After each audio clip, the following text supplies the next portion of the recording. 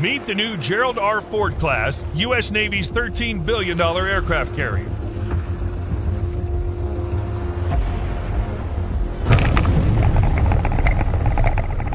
The Gerald R. Ford class aircraft carrier, a technological marvel and symbol of American naval supremacy, ushers in a new era of maritime warfare capabilities. Named after the 38th President of the United States, these supercarriers represent a quantum leap in naval engineering and operational flexibility. With new technologies and advancements in various systems compared to legacy-class carriers, the Gerald R. Ford carriers are ahead of their time, leaving history in the past and paving the way for their own future. The Ford-class carriers differ significantly from their predecessors. First and foremost, the supercarriers are enormous. They're the largest ships in terms of displacement ever built for the U.S. Navy. Spanning a length of approximately 1,092 to 1,106 feet, weighing 100,000 tons with a price tag of around $13 billion, the Ford class incorporates more than 23 new technologies, comprising dramatic advances in the propulsion system, electromagnetic aircraft launch system, advanced arresting gear, machinery controls, radars, and integrated warfare systems.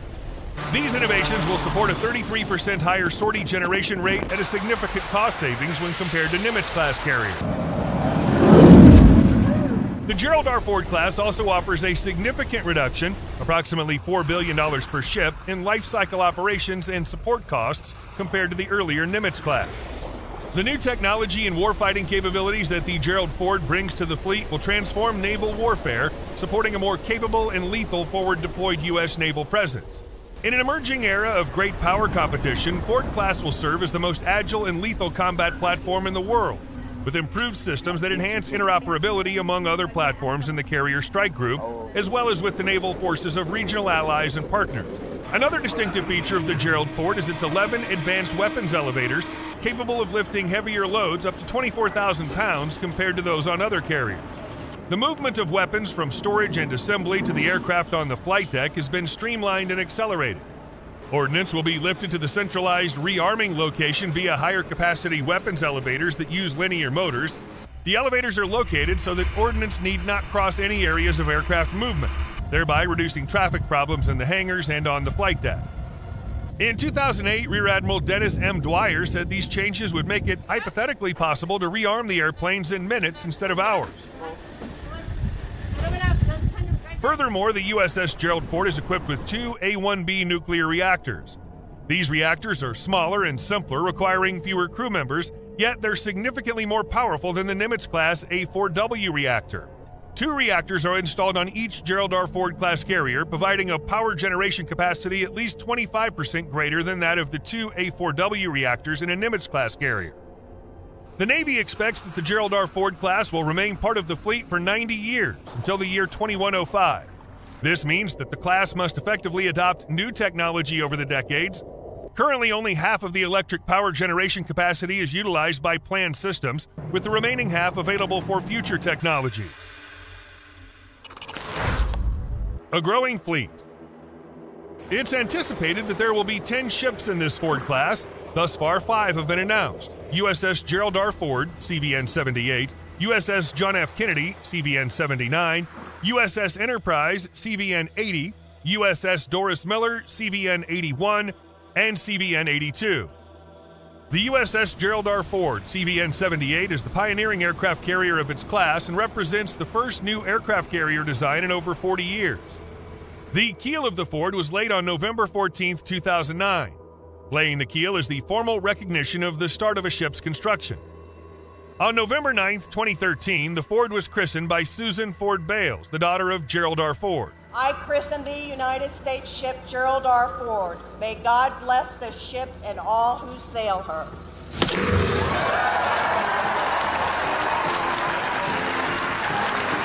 USS Gerald R. Ford was commissioned on July 22, 2017 by President Donald Trump. The commissioning ceremony marks the entry of a ship into active naval service. This was the day Ford took her place in the fleet alongside the other ships.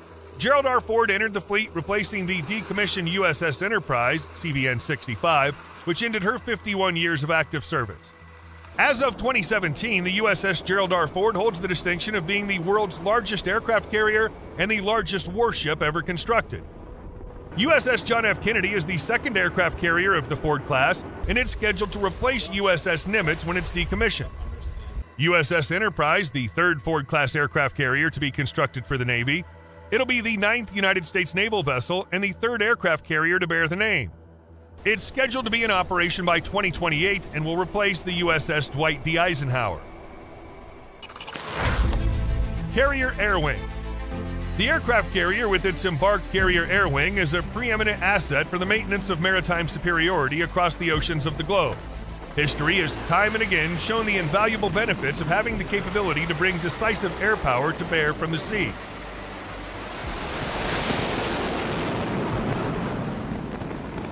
The carrier air wing serves as the primary means of deploying both offensive and defensive firepower. The Ford has the capability to carry more than 75 aircraft, which includes a diverse range of aircraft such as the F-35C Lightning II, FA-18EF Super Hornet, EA-18G Growler, E-2D Advanced Hawkeye, C-2A Greyhound, MH-60RS helicopters, and unmanned combat aerial vehicles.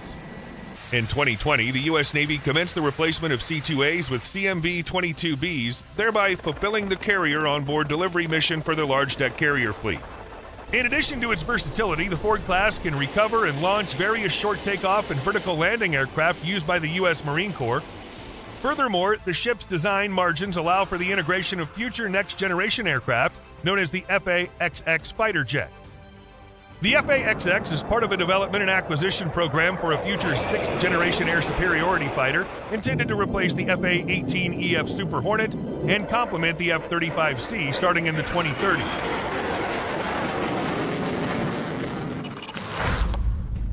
Ford Defensive Systems.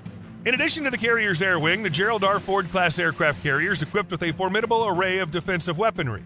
These include 2 RIM-162 Evolved Sea Sparrow missiles, 2 RIM-116 rolling airframe missile systems, 3 Fallon's close-in weapon systems, CWIS, for close-range defense, as well as 4 Mark 38 25mm machine gun systems and 4 M250 caliber machine guns. The Ford's generous electrical capacity means that the ship could potentially host laser self-defense weapons. Powered by the ship's nuclear reactors, such a system would have a virtually limitless ammunition supply, significantly enhancing the ship's defensive capability. Ford Carrier Strike Group. A Carrier Strike Group, abbreviated as CSG, is a type of carrier battle group that's a principal element of U.S. power, holding enough firepower to rival the air forces of entire nations. Its mission is to achieve and sustain air, sea, and undersea control, response to crisis, and protect United States interests anywhere, anytime. Known for being powerful, mobile, flexible, independent, and sustainable, a carrier strike group typically contains roughly 7,500 personnel and a variety of ship types, including a nuclear-powered aircraft carrier, at least 1 cruiser, and a destroyer squadron with at least 2 destroyers or frigates. A carrier strike group also, on occasion, includes submarines, attached logistic ships, and a supply ship. The carrier strike group commander operationally reports to the commander of the numbered fleet, who is operationally responsible for the area of waters in which the carrier strike group is operating. Ford-class carrier strike groups have the capability to strike targets from 1,000 miles away and can extend their reach even farther with aerial refueling. As noted by Brian Clark, a former U.S. Navy officer and defense expert at the Hudson Institute, these groups possess the ability to defend against air, missile, and submarine threats and can maintain maritime security over an area spanning hundreds of square miles. Aircraft carriers have long been used to project strength and deter hostile forces.